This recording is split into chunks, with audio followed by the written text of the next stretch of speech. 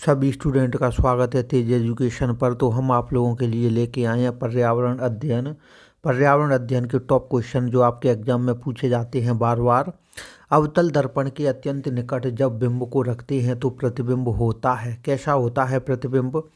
वास्तविक सीधा एवं छोटा, आभासी सीधा एवं आकर्षित, आभासी उल्टा एवं छोटा, वास्तविक उल्टा एवं छोटा। तो अवतल दर्पण के अत्यंत निकट जब बिंब को रखते हैं तो प्रतिबिंब किस प्रकार का बनता है? आभासी सीधा एवं आकर्षित बनता है। कैसा? आभासी सीधा एवं आकर्षित बनता है। अब देखें आप लोग अगला क्वेश्चन। निम्नलिखित में से कौन सा भारत के 3 जैव विविधता हॉट स्पॉट में से है? एक अरावली हिल्स है, खासी हिल्स, हिमालय है और इनमें से नहीं है कोई भी। निम्नलिखित में से कौन सा भारत के 3 जैव विविधता हॉट स्पॉट्स में से है? एक तो हिमालय है। कौन है? हिमालय है, बिल्कुल सही है। कौन है भैया जी? हिमालय है। अब देखें अगला क्वेश्चन। राजस्थान का राज्य पशु कौन सा है? बाघ है, गाय है, ऊंट है, भेड़ है। तो राजस्थान का राज्य पशु है कौन सा? तो राजस्थान का राज्य पशु है ऊंट, जिसे रेगिस्तान का जहाज बोला जाता है। किसको? ऊंट को। अब देख लें आप लोग अगला क्वेश्चन। निम्नलिखित में से कौन सा कथन है सही? सभी धातुएं तन्य होती हैं, सभी धातुएं अधातुएं तन्य होती हैं, सामान्य धातुएं तन्य होती हैं, कुछ अधातुएं होती हैं तन्य।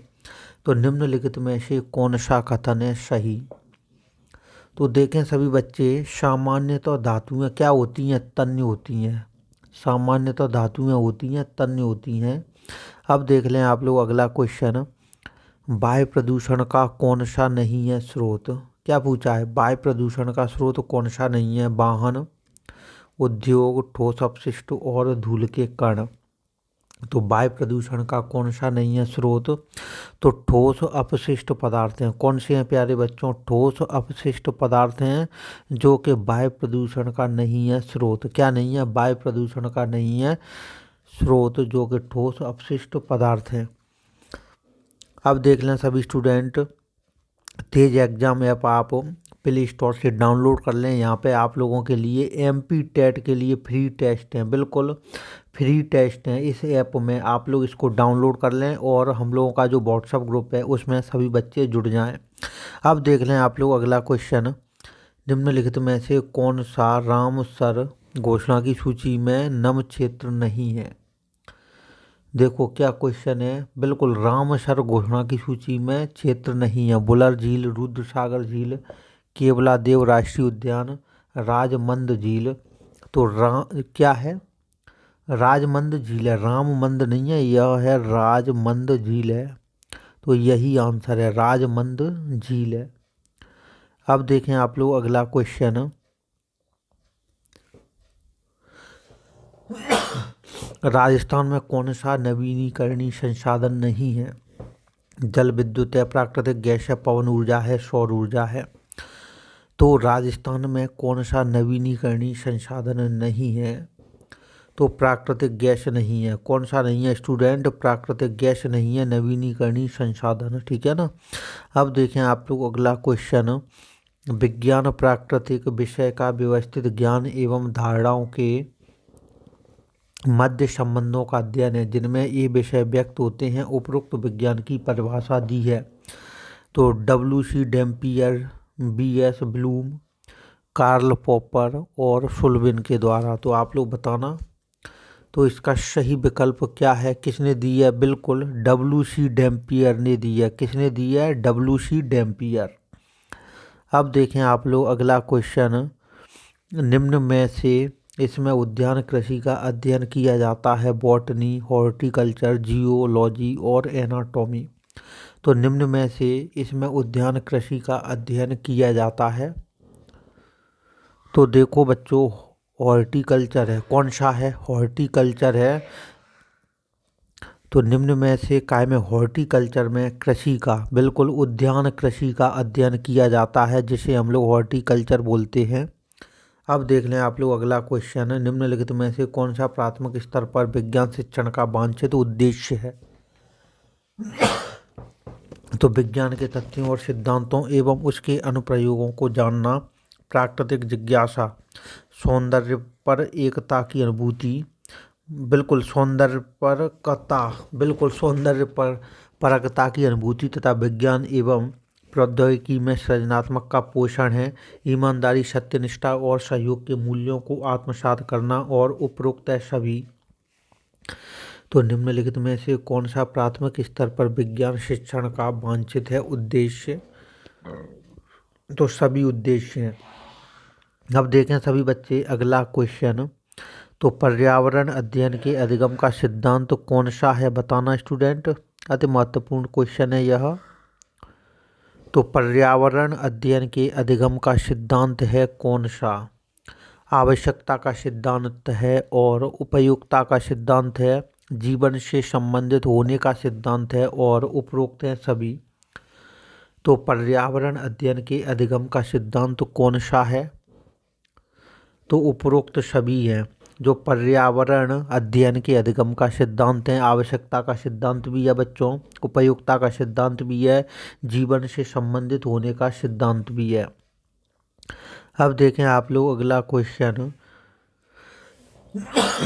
कौन सी गैस ग्लोबल वार्मिंग के लिए उत्तरदायी है? तो nitrogen, methane, carbon dioxide, sulphur dioxide.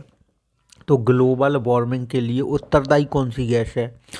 अति महत्वपूर्ण क्वेश्चन है, कई बार यह क्वेश्चन पूछा जा चुका है। तो कार्बन डाइऑक्साइड है ग्लोबल वार्मिंग के लिए उत्तरदायी। कौन सी गैस है बच्चों? Carbon dioxide. अब देख लें आप लोग अगला क्वेश्चन। प्रयोजना विधि में कितने मुख्य सोपान प्रयुक्त होते हैं?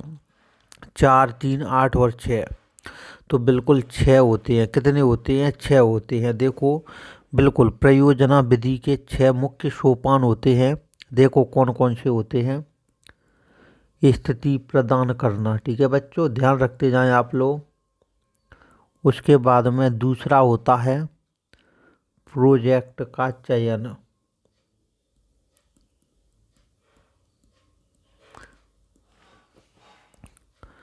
प्रोजेक्ट बनाना, क्या है बच्चों? प्रोजेक्ट बनाना। योजना का क्रियान्वयन, बिल्कुल।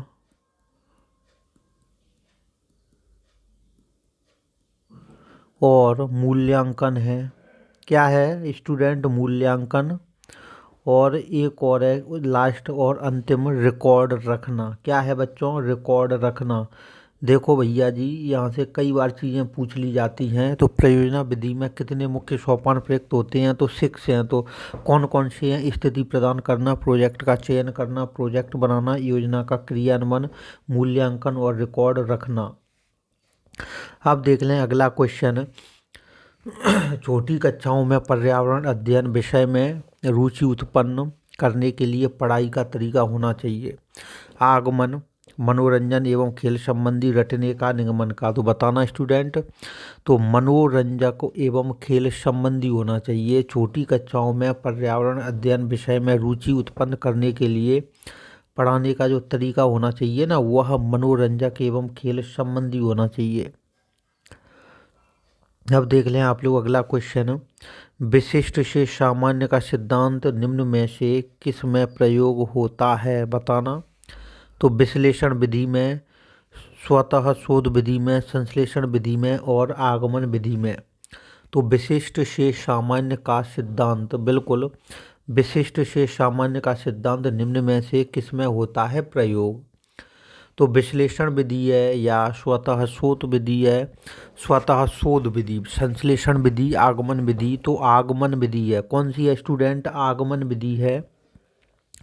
कौन सी प्रक्षेपित सामग्री है बताना। क्या है इसका सही विकल्प? बुलेटिन बोर्ड है, OHP प्रतिमान फ्लैनल बोर्ड है। कौन सा है? तो देखें कौन सी प्रक्षेपित सामग्री है? तो OHP है। क्या है? OHP, जिसे बोलते हैं ओवरहेड प्रोजेक्टर। बिल्कुल ओवरहेड प्रोजेक्टर बोला जाता है जिसको। अब देखें आप लोग अगला क्वेश्चन है कि अच्छे प्रश्न पत्र की क्या है विशेषता बताना स्टूडेंट। तो वैधता है, विश्वसनीयता, विश्वसनीयता होती है, विश्वसनीयता बिल्कुल। ए एवं बी दोनों, व्यापकता एवं विस्तृत। तो क्या है व्यापकता को विस्तृत भी बोला जाता है। तो उपरोक्त दोनों है, वैधता भी है और क्या क्या है, विश्वसनीयता, विश्वसनीयता, ठीक है ना। तो इस चीज़ को ध्यान रखें। अब ध्यान रखें अगला क्वेश्चन भैया जी क्या पूछा गया है, अति महत्वपूर्ण क्वेश्चन है। भारत में बाल विवाह निरोध अधिनियम किस वर्ष पारित किया गया था? 2006 में, 2008 में, 2011 में, 1997 में। तो 2006 में बिल्कुल। एक देखो बेटा, भारत में क्या है, भारत में बाल विवाह निरोध अधिनियम कब? 2006 में, बिल्कुल। अधिनियम 2006 में पारित किया गया। देखो भैया पारित पूछ रहा है यहाँ पे। और एक और क्वेश्चन बनता है, और इसको लागू कब से किया गया? तो 1 नवंबर 2007 से क्या किया गया, इसे लागू किया गया। तो दोनों अलग अलग चीज़ें हैं, ठीक है बच्चों। क्योंकि क्वेश्चन में पूछा क्या है, देखो क्वेश्चन में क्या पूछा गया है, पारित कब किया गया? तो 2006 से। और लागू की पूछ लेना स्टूडेंट, तो दो क्वेश्चन है। 1 नवंबर 2007 से किया गया इसको लागू, ठीक है। दोनों चीज़ें अलग अलग हैं, इस चीज़ का भी ध्यान रखें। अब देख लें आप लोग अगला क्वेश्चन, कौन सी विशेषता परिवार की नहीं है? बताना। कम से कम 2 भिन्न लिंग वाले वयस्क के साथ रहते हों, प्रत्येक सदस्य की आय भिन्न जमा की जाती हो, वे समान आवास, भोजन और समान सामाजिक क्रियाओं का उपयोग करते हैं, सुरक्षा एवं बच्चे का साझा उत्तरदायित्व। तो कौन सी विशेषता परिवार की नहीं है? तो प्रत्येक सदस्य की आय भिन्न जमा की जाती है। क्या है? प्रत्येक सदस्य की आय भिन्न जमा की जाती है, ठीक है ना बच्चों, ध्यान रखना है। कौन सी विशेषता परिवार की नहीं है? प्रत्येक सदस्य की आय भिन्न जमा की जाती है। अब देख लें आप लोग अगला क्वेश्चन कि राष्ट्रीय बाल श्रम उन्मूलन की स्थापना कब की गई थी? 16 अगस्त 1996, 5 जून 1990, 22 जुलाई 2002, 26 सितंबर 1994। तो राष्ट्रीय बाल श्रम उन्मूलन की स्थापना बिल्कुल कब की गई थी? बताना स्टूडेंट। राष्ट्रीय बाल श्रम उन्मूलन की जो स्थापना है ना, वह 26 सितंबर 1994 को की गई थी। कब की गई थी? 26 सितंबर 1994 को, ठीक है। तो राष्ट्रीय बाल श्रम उन्मूलन की जो स्थापना है ना, वह 26 सितंबर 1994 को की गई थी। बागवानी के लिए कौन से प्रकार का उर्वरक उपयोगी होता है? बता दो। Urea, sodium phosphate, DAP, vermi compost है। तो कौन सा है? वर्मी कंपोस्ट है, जो कि बागवानी की खेती के लिए वर्मी कंपोस्ट उर्वरक होता है उपयोगी। अति महत्वपूर्ण क्वेश्चन है स्टूडेंट। अब देख लो अगला क्वेश्चन, निम्नलिखित में से कौन सा पत्थर राजस्थान में घरों के फर्श बनाने के लिए उपयोग में नहीं किया जाता?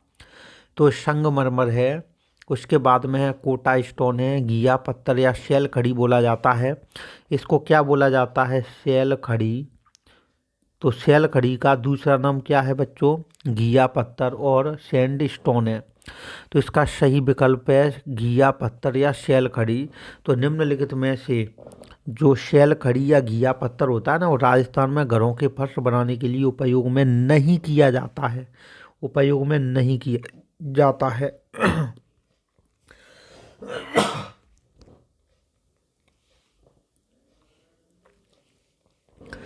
राजस्थान के कुल लोकसभा सदस्यों की संख्या कितनी है? 20, 25, 22 और 24। तो 25 है। कितनी है लोकसभा राजस्थान में? 25, 25 हैं। अब देख लो अगला question, Rajasthan state chemical works कहाँ स्थित है? बताना। तो डीडवाना, नागौर, जो बाड़मेर है, पर्वतसर है, बिल्कुल पर्वतसर है। तो बिल्कुल आप लोग बताएं। तो डीडवाना है, कहाँ पे है? राजस्थान के स्टेट केमिकल वर्क्स है, कहाँ पे?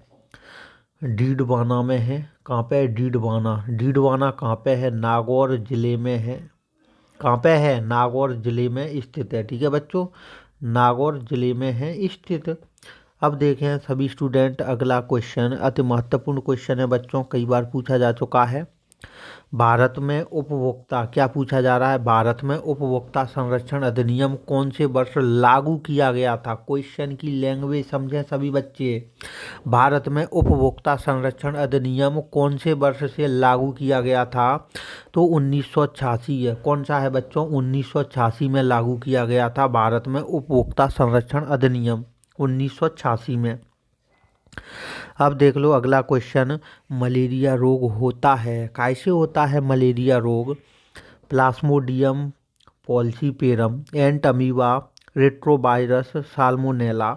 तो मलेरिया रोग होता है, कैसे होता है मलेरिया रोग, तो प्लाज्मोडियम फाल्मीपेरम होता है। क्या होता है, प्लाज्मोडियम, बिल्कुल प्लाज्मोडियम है, जिसका नहीं है बेटा, ज है, प्लाज्मोडियम फाल्सीपेरम से होता है मलेरिया रोग। ठीक है स्टूडेंट, इस क्वेश्चन पे तो आप लोग स्टार लगा लेना।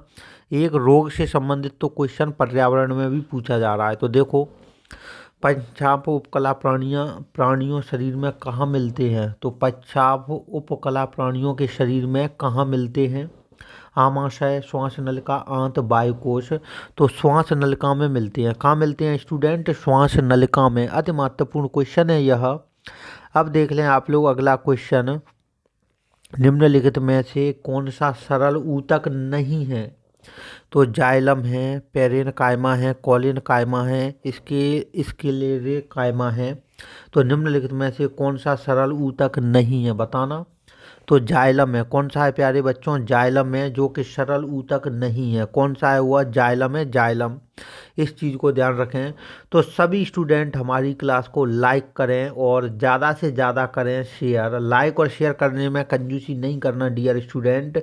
रोज़ाना आप लोगों के लिए पर्यावरण अध्ययन बिल्कुल टॉप क्वेश्चन आप लोगों को पढ़ाए जाते हैं। तो सभी बच्चे हमारा तेज एग्जाम ऐप ज़रूर डाउनलोड कर लें प्ले स्टोर से, जिससे आप लोग फ्री में टेस्ट दे सकें। ठीक है बच्चों, अब हम क्लास को करते हैं यहीं पे ख़त्म। जय हिंद, जय भारत, जय महाकाल।